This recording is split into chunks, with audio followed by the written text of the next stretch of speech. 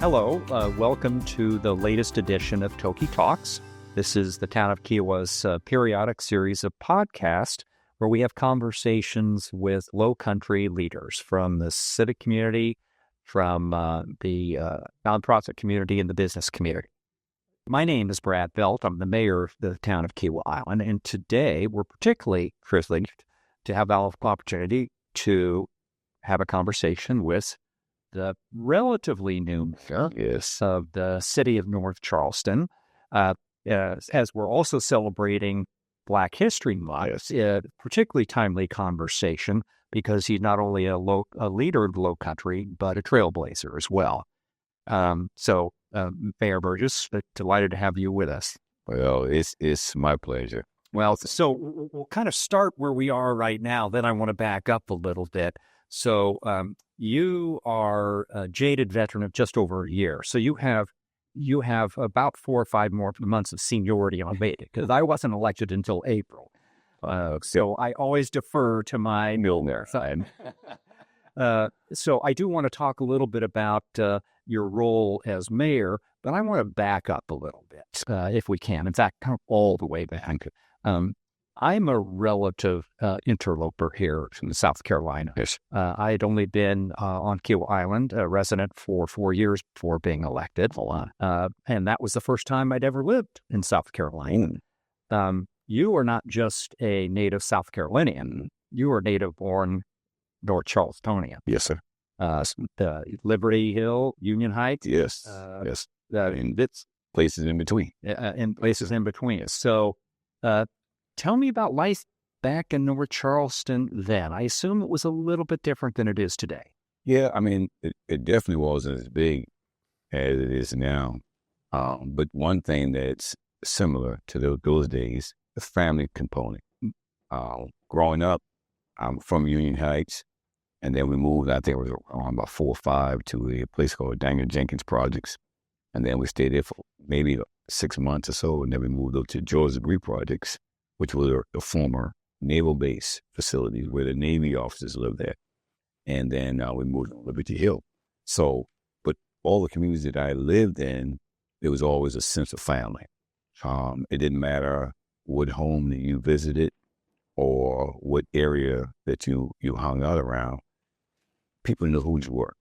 They knew your mother, they knew your father, they knew your grandparents, they knew your cousins, and some of the folks were your family, So there's no place that I've actually, ventured in North Charleston that I did not know the people, or they did not know me. That's a true sense of community. My father's a career military officer, and so we moved around every 2, 3, 4 years. Yes. So I didn't have a place where I grew up and got to know everybody. Yes. So being able to establish those deep roots, and but clearly those roots meant something to you because you stayed here. Now, you went away for a little while. Yeah. Went away to Collins State. Yes, sir. Where you, tell us a little bit about your athletic exploits, both in high school and then at Morgan State, because as I understand it, you were an all-state, all-MEAC wide receiver. However, Reggie Burgess, a Morgan wide receiver, does lead the MEAC in pass receptions. He is also the subject of our MEAC Today player profile. Reggie Burgess. Yeah. It all began in the community. Beginning last summer. When we were in Union Heights, all we did back then was play. It was basketball courts. You had playground parks. So we would go out there and swing and just roll down the little slides or watch the big boys play basketball. And we would always race each other. Racing was like a brand. Who's the fastest today? And because we raced, our big brothers would always bet on us. And some people up north call them frozen cups, but we call them chili bears here. So you would get that chili bear, that frozen, Kool-Aid drink or whatever. And if you won, that the big brother of the kid you beat would pay for my brother and myself a chili bear. So it's always something that you gain. And that's Were you the fastest? Most of the times I were. I was the fastest most times. And it wasn't so much that I was faster than the other kid. I actually became a sprinter before I even knew what sprint meant. I didn't know what sprint meant. I knew that I had to get out quick, and then I had to really my big brother, Clarence Burgess, he's a cousin, but he was the only big kid that I knew. And we called each other brothers because he was a single child and I had brothers that were younger than me. He actually taught me most every sporting activity you could imagine. And he taught me the right way. So when I got into sprints, I got comfortable in my start. I came out low, and then I started to accelerate, and then I opened up my strides. So everybody else was just running basically off the muscle, like we call it in the neighborhood. I was running with technique. And that just transcended into when we moved on Liberty Hill. That's when things really blossomed for me, because when you move from the projects, there are no organized sports clubs. None at that time. So when I moved on Liberty Hill, you had Danny Jones, baseball's there, football's there, track and field's there, basketball's there, everything is there. So now, not only am I participating, but I'm actually learning the true essence of the sports. And because God had gifted me with the ability to run and jump and being strong, I just took that and I used it for whatever sport that I played. So you played all sports when you were all of them. I did the same thing, but I never rose to the level of competence that you did in any one of them. And the good Lord didn't bless me with quite as much speed and jumping ability and strength. But how? So you ended up choosing football? Yeah. Well. To tell you the truth, my goal was this. My goal was when I was in the first grade in Bentham Elementary. The first grade teacher, Ms. Randolph, said to me, and she said to all the kids, when you grow up, what would you like to be? And kids would write on their paper or whatever, and I wrote gold medal. And I had medal spelled wrong. Mayor was not? No. Write down mayor? No, mayor, not even for this year. But I wanted to win the gold medal, and the reason why, sir, and excuse me, I get a little emotional, but my mother was the only human being in my life. I didn't have a father at that time. It was me and my little brother. My brother's 1 year old. I want to win that gold medal, to bring the medal back here, to sell it, and to move my mother off the projects. That's why I did that. That's what I wanted that. It was all about taking care of my family. I was in a mode where I had to be the man in the house. And I wanted to be the man in the house. Anything I could do to take care of my mother and my brother, I was going to do it. So as I'm growing up, I realized that track and field was there for me. Long jump, 200 meters, high jump, relays. But football became more than natural. And that's when coaches from Little League said, hey, you're going to go to the next level. So then one coach said to me, what do you really want to do outside? I want to play football in the pros, NFL. So my dream was always this. So shifted a little bit, gold medal, then NFL. Yeah, sure. All pro NFL. Exactly. Okay. Because I said, now, if I can get one of those lucrative contracts, I can do a lot of lifting for my family. I want to play football on Friday nights first. That's high Under school. the Friday Night Lights. I want to play football on Saturdays. That's college. And my ultimate goal was to play football on Sundays. That's NFL. That was my dream. If I got to Sundays, then I could bring money back home and really help my family out. So that was my whole goal. Well, so how did you end up at Morgan State? As I understand it, you got a full scholarship. Yeah. I had a lot of offers. What really happened is the guys I grew up with in Little League, that I played football, basketball, all those sporting events with, like David Meggett. Mm-hmm. He and I grew up together right on Liberty Hill. Paul Pendergrass, Brent Carter, all of us, we came up together, played right there in Little League, high school, and college. High school. So it was time for me to make a decision on what school I wanted to attend. I visited about 4 or 5 campuses. I loved them all. But when I knew that it was an opportunity for me and David Meggett and Paul Pendergrass and Brent Carter, the same guys that played Little League to high school together, to go and stay together as a team, I said, I don't want to pass it up. So Morgan was like, they wanted me really bad. Howard wanted me really bad. Tulsa University wanted me. I went and visited Georgia with Vince Dooley was there. He wanted me for track and field. So I was like, wow, what do I do? And then once the guys was like, man, let's stay together.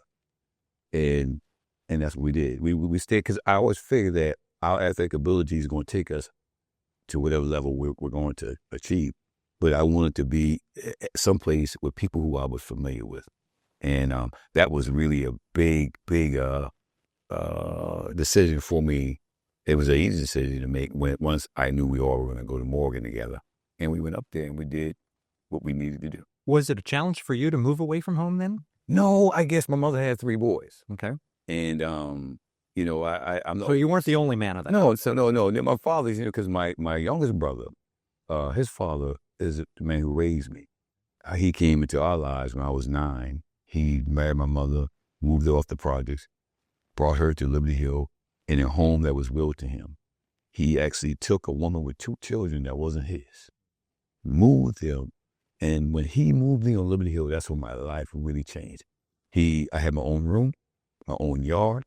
I had a place to call home, and he worked at the West Baker Paper Mill for 28 years.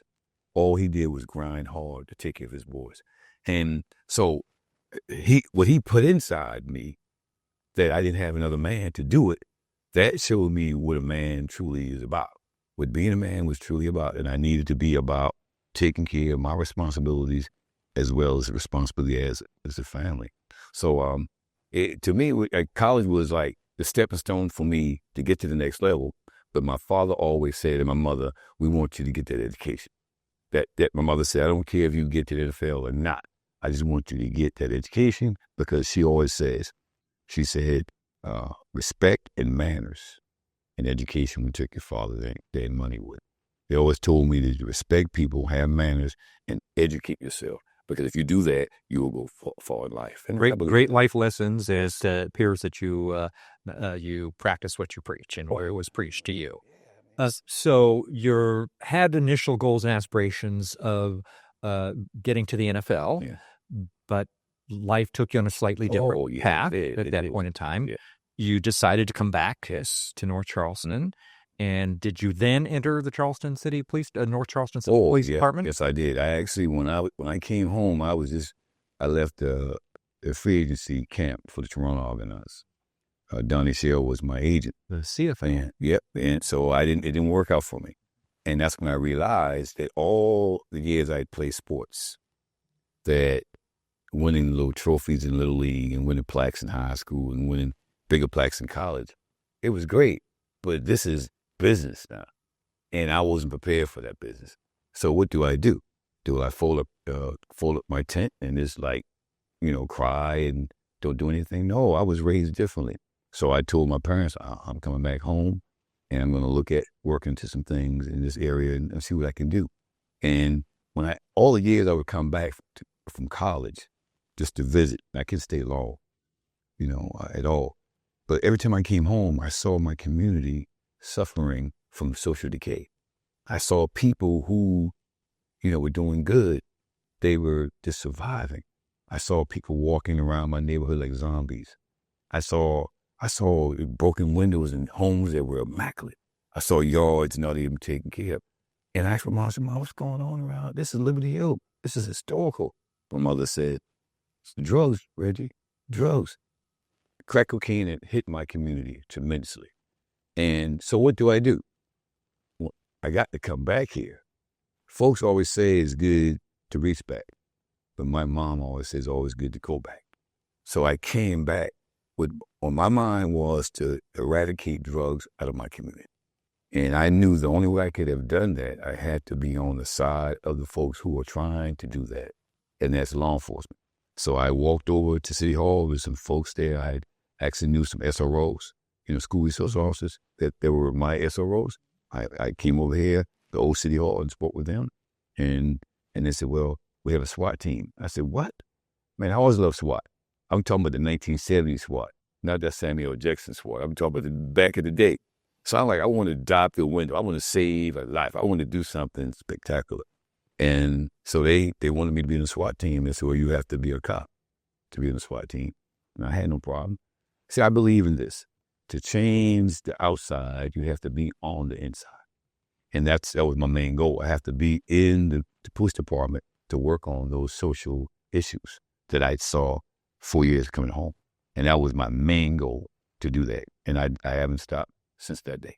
And where did you, when you came back and you entered the police department, I think this was in 1989. 89, July. Where were you living there? Where did you move back home? Yeah, I came back home to my parents. And I said, Mom, I'm only going to live here for 2 weeks because I was used to living on my own. You know, you in college, man, you don't come back home. Freedom, freedom. So I stayed there for 2 weeks. I got me a little small part-time job, saved some money up. I got me a townhome I rented up in Greenridge Avenue, Greenridge Road. And I stayed there. I moved in there. I didn't have any furniture. My mom said, don't rush to get the furniture. Go ahead and work, get a nice check, save up. I went and bought some furniture. And then that's when my girlfriend at the time, she and I started dating each other when we were juniors in high school. She went to Claflin University in Orangeburg while I was in Morgan. And we decided to stay with each other through all that. So once I came home, she and I planned when we were going to get married. And we got married within probably like 4 or 5 months when I came home. And then we waited a whole year, and then we just decided to have a child, and then we had another child 4.5 years later. But that's the thing that God had placed in my life. He placed a like-minded individual to help me to stay stable, to help me to realize what my purpose on this earth is. And I thank my wife tremendously. She's always been, and I mean, we started dating in 11th grade. We were in 1983. You know, we should have. It isn't, but we should have filmed this on Valentine's Day. That sounds like a true life story romance. Oh, that's she was my best friend, and then became my wife. So yeah. 30 years in the police department, and then you rose to become the chief of police. Yep, 30 years. Yep. And to be honest with you, Amir, I didn't really look at it as being the chief of police. I just really wanted to be an African American that's from the neighborhoods, that sometimes in the African American in the neighborhoods, they feel that law enforcement is not a friend of the African Americans. A lot of historical data states that as well. So I truly believe in law enforcement, especially when I got really into it, and I realized that the majority of officers didn't matter what color they were, and the majority of officers in this department ever since I've been a cop are white males. That's the majority, because white males love law enforcement more than other males do. So I worked with a predominant white male culture all my career, and I saw how they wanted to do better for communities that they had no idea of these people. They didn't know them at all. They just wanted them to live peacefully. So I wanted that. I wanted to do that, and that's why I said to myself, I said, man, I love this, but I never thought about being the chief at the time until I was a lieutenant, and the new chief, John Zumont, came in, and he spent 20 minutes with me and asked me what my aspirations were. I said, I want to do the same thing you're doing. And he's like, you want to be the chief? I said, yeah. Because at that time, I was in my probably 11th, 12th year. I was like, hey, I'm ready to elevate myself. That athlete in me. That's it. What can I do next? What's the next play? And so he helped prepare me for it. And then I listened, and I met with a lot of leaders, like Reuben Greenberg, was the chief of police in the city of Charleston. I met with him. I met with Sheriff Cannon. I met with other sheriffs and other chiefs around. Carl Ritchie, who runs Charleston County now. He's a great friend of mine. I just had the opportunity to sit down with Chief Ritchie earlier this week. As a matter of fact, one of my closest friends. I don't have that many close friends. He's one of them. And I started talking to people like that. And Arthur Smalls, who was our first African-American assistant chief in the history of the city, he was the detective when I was in high school. And I remember how he cared about the kids in the school. And I was like, man, I want to be like this guy. And that really pushed me. I'm one of those individuals that if I see you and I'm around you, I learn the good things and the bad things, because I have both. So I realized that I could get to the good point, but I have to always watch the bad points as well, because we're human beings. So I learn from people. Well, I'm interested in the evolution of your role in the police department leading up to mayor, but also how North Charleston had changed. But you spoke, it was very much family. You knew everybody when you were a young child. Yeah? North Charleston's 120, 130,000 people now. Yes. It's not a small It's town growing. anymore and continues to grow Yes. pretty rapidly. So what was it that led you to make the decision to run for mayor after having been police chief for about 5 years? Well, it may sound kind of a little bit crazy, but it's like this. I felt that, I'm not young like I used to be, but I feel good. I still work out. I still do things that I can do. I can't do the college regiment like I used to do, but I do somewhat like it. But I felt mentally and physically that I had more to offer. I'm a Christian. I believe in the Lord and Jesus. He's my Savior. And I feel like as long as I'm on this earth, I've got to do something good. And I kept saying, well, what else could I do good? And what really sparked my interest to run for mayor eventually, never against Kiawah, because this guy was elevating me. And I saw how he, looked at me as like, well, this chief is really the chief. When Governor McMaster's wanted me to come to run the Department of Public Safety in 2019, and I'd met with the governor like several times, and we were talking about crime. How do I do this? Why do I walk in the community? Why do I have the community walking in the neighborhoods? And I told him I wanted the people to stand up. See, if the people get fed up with crime, that's when change happens. Law enforcement, we've been trying for years. Federal government's been trying for years. But it really works when the people in the community say enough is enough. And I got those people out by going out there by myself and just walking after homicides or walking the neighborhoods. People start to share.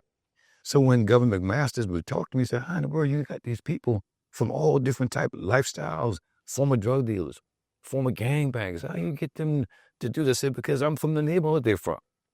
I grew up in the same neighborhood they grew up in. They know my family. They know me. And I said, so they can't tell me that things are so bad. I lived in a worse situation than they did. My main goal is to get them, while they have changed themselves, to realize there's a whole lot more they could do to correct the mistakes that they made. And the governor was just like, he called me that week later and said, hey, I want you to be my DPS director. So when I turned it down. Tough to turn down the governor. It was hard, but the reason why I turned it down was because the folks that I saw here, especially the older people, when I would go to churches or I would go to meetings, they said, you're from here. This is where you need to do all of these things that we knew you could do.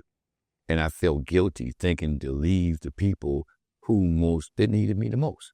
So I called the governor, and he had no problem because he knew how much I love my city. That's when I thought, okay, after I get finished with this, maybe it's time for me to look elsewhere. Mayor Summy, he has 4 grandchildren. He told me this, and he'll tell anybody this. His grandfather on his mother's side died when he was about 3 or 4. His grandfather on his father's side died when he was like 6 or 7. He said he never had quality moments with his grandfathers. He said he wanted his grandkids to have that. He said it's time. And I understood that. And then once he really made a decision, he said to me, he said, Chief, the city needs you. I said, oh, I am. I'm the chief of police. He said, no. And when Mayor Summy said, Bubba, it's serious. Bubba, they need you. And that's when he started really talking to me about it. And I went home and talked to my wife.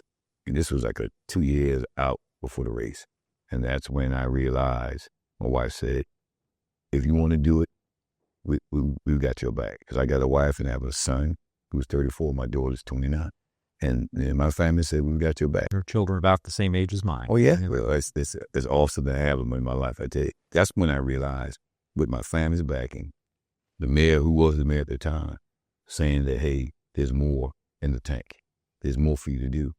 And with the governor, when the governor wanted me to be the DPS director, I've always been fighting, Mayor, about the Edmonton, North Charleston, that we are a great city. We are a city that people would want to live in and people want to play in and shop in. We're just like any other city that folks think is so great. We just like that too. But we have to believe in ourselves first before we would ask somebody else to believe in us. When the governor said, of all the police chiefs, of all the sheriffs in this state, We had 46 counties with all type of law enforcement leaders in it. I was the only one that he chose. That told me that, and he told me, you are the top cop in the state. And when he told me that, and he showed everybody that, that's when I said, okay, maybe my law enforcement time has passed. Now it's time for me to do something more holistically. Because in law enforcement, you're dealing with law, communities. But in the mayor's office, you know it. You're dealing with everything. Well, we deal with quite a few issues on Kiawah Island, but not nearly as many as we'll have to deal with in North Charleston. You're a little bit bigger than we are, but this was not a guaranteed thing. You were running against ten of us. Yeah, 10 of us. And I think it was one person that never came to a forum. It was about 10 of us all together. And I never, we had polarity. One vote wins.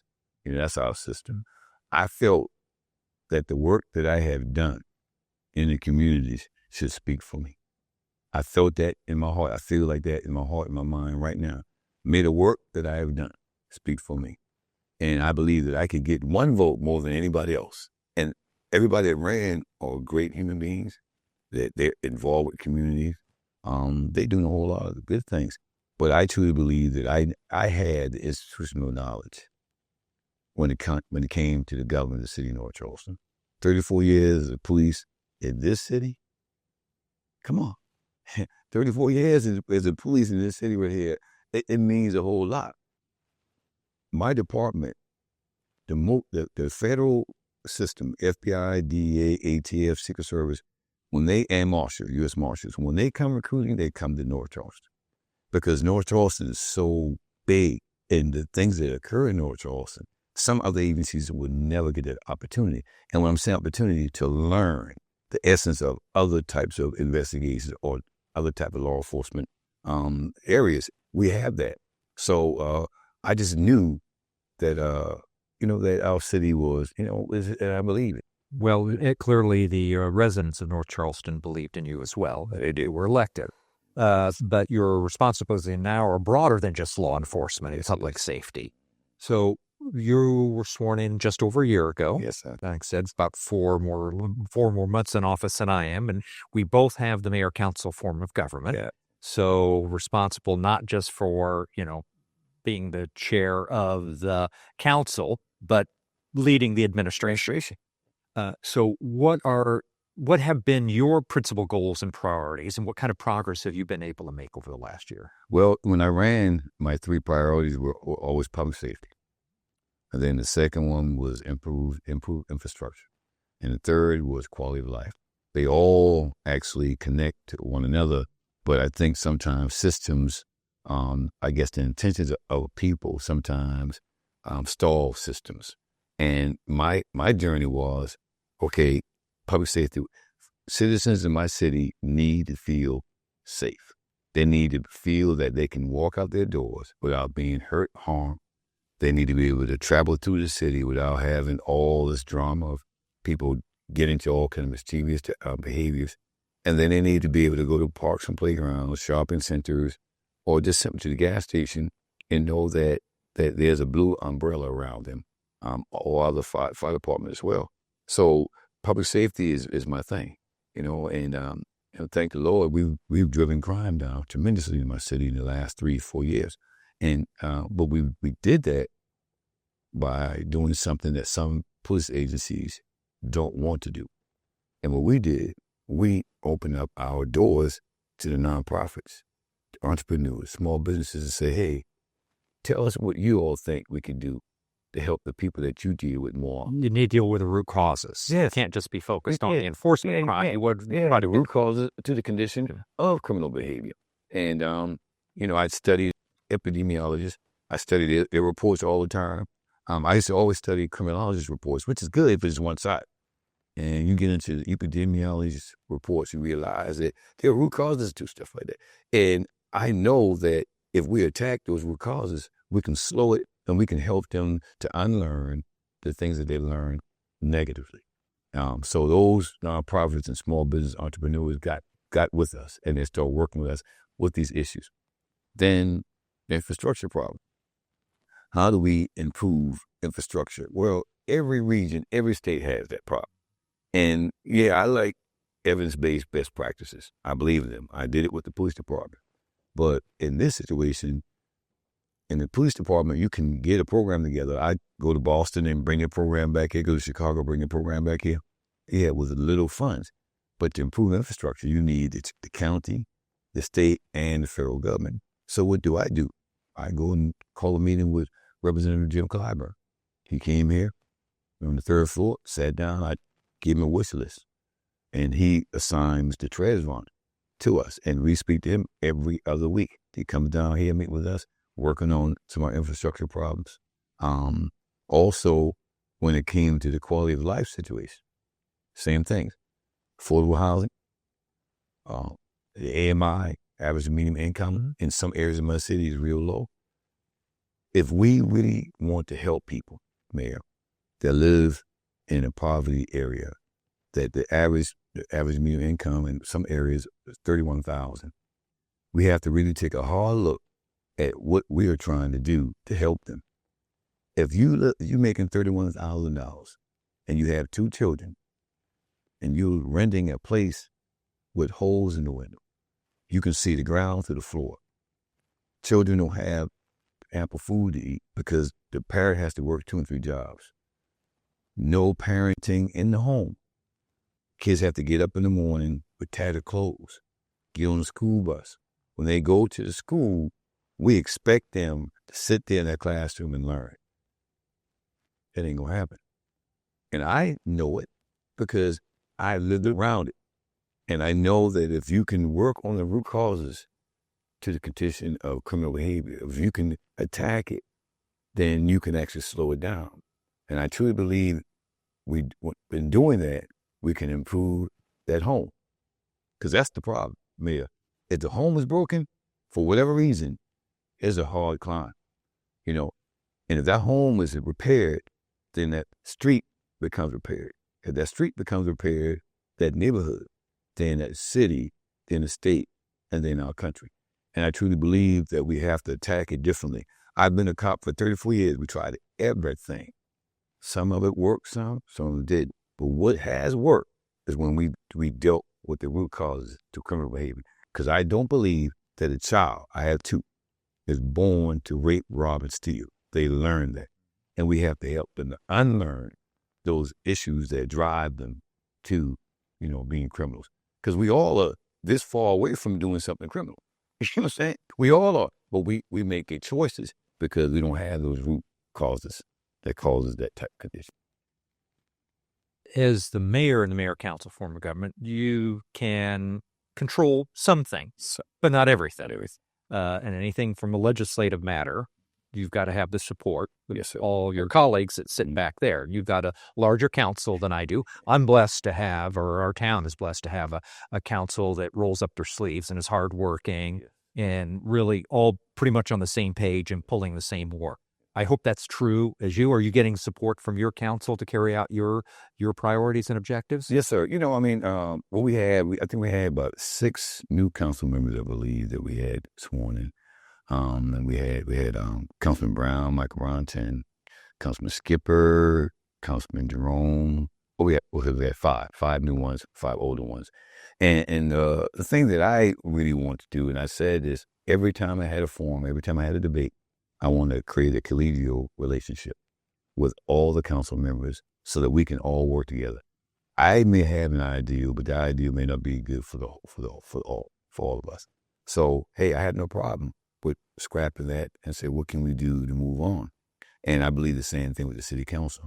Yeah, we're going to, go at each other, behind closed doors, or we're going to meet with each other and say, I don't like this or I don't agree with that. But when we get before the people, as long as we have the majority to get things done, we will. And just like you do, I am the administrative on a daily basis here. I set the tone for our committee of whole meetings, set the tone for our public safety meetings, set the tone for our city council meetings. But I want teamwork. I'm a teamwork guy. I came in team sports. I truly believe that if I don't catch the touchdown, somebody else can. I'll block for them. Whatever we have to do to keep it moving in a positive direction, let's do it. But I never came in there with any negative attitudes toward them because that's not me. That's not the way I was raised. And then another thing, too, if you look on the board over there, you see Mayor Bowen, Mayor Conant, and Mayor Summit. I worked for all three of those mayors, all three of them. I've seen them in action. I saw what they faced and what they had to do to keep the city moving. So I have, what you said, role models on how I need to keep it moving ahead. And I've seen all three of them, deal with the city council members to a point where you had to kind of like, hey, we have to slow this down. We have to think together. What did they do? I learned because I was there. I saw how they actually negotiated, how they worked through things, and how they met with him before the meeting. So those are things that I've learned, and especially with the teamwork efforts, I believe that we'll continue to do the things we need to do for our city. So quality of life in North Charleston, and I want to put you on the spot a little bit here. Kiawah residents, we talk about sometimes the Kiawah bubble. Now, it's usually referring to weather. Sometimes it's a little bit more than that. We need to get out and about in the community. My wife and I love to explore, but what's new and noteworthy in North Charleston that Kiawah residents need to be checking out? Well, we have the biggest inclusive park that you could ever visit in this nation. It's for unique needs as well as, children who just want to go out. Everybody can go to Park Circle and enjoy themselves free of charge. Yeah. Also, we are the only city in the world that manufactures high-end airplanes, Boeing, and high-end cars, Mercedes. No other place in the world like that. You can go and take tours of Boeing or take tours of Mercedes, and then they can tell you, and not only tell you, show you how they're investing a lot in the city of North Charleston. We in North Charleston, we have now the super base for the United States Coast Guard. In 2 years, the whole entire Coast Guard from the East Coast will be housed right in North Charleston with about 6,000 members, and that's going to bring family and support services as well. Why us? Because we're in a strategic good area. We have the former naval base. That's where the Coast Guard will be docked at. And then we're also working with the ILA and the South Carolina Ports Authority to actually bring in the cruise lines. We have a great balance with the Princess and Carnival right now. We have a dock that was used as a submarine dock because it's a former naval base. And we were looking at speaking with the Army Corps of Engineering. Do we need to dredge it? Because it's a dock for submarines, dredging is already there. Because, submarines don't sit on top of the water, they sit below the water. There's some of those things. And like I said, we were, for 31 years, the number one retail city in the state. I think we're number 2. So that adds a lot. If you fly into this Tri-County area, you have to fly into North Charleston. Mm-hmm. If you take a train out of this area, you have to take a train here in North Charleston or buses. And if we get the cruise ship, that'll be 4 modes of travel. And so I'm saying and then I think the most important part that people should think about, we have Tanger. Yeah, we have Northwoods Mall. We have all the eateries. And we have probably about 6,500 hotel rooms. And we have 2 more hotels going up. That's going to go up to almost 8,000. We have places that you can, like I said, indoor now play music venues, and we got the Coliseum for perform. We got the Stingrays, distilleries, the mom and pop, eateries. We got the new ones. We have everything that any big city has, and then we have Riverfront Park, where we do all of our big entertainment. And it's attractive because we were sitting there in our office, and they were visiting us and saying how much they can't wait to get here, and can we lock them in with a 5-year contract. That's a great thing to hear, businesses that say that. We just have to do more when it comes to the uplift of our low-income people. Well, North Charleston does have a great emerging restaurant scene. We've enjoyed many restaurants, Park Laurel and otherwise. But so last way I'm going to put you on the spot, your absolute favorite restaurant in North Charleston. Well, see, let's not say my absolute favorite, because all of my favorite in North Charleston. Of course. Every last one. Like your favorite. All of them are my favorite.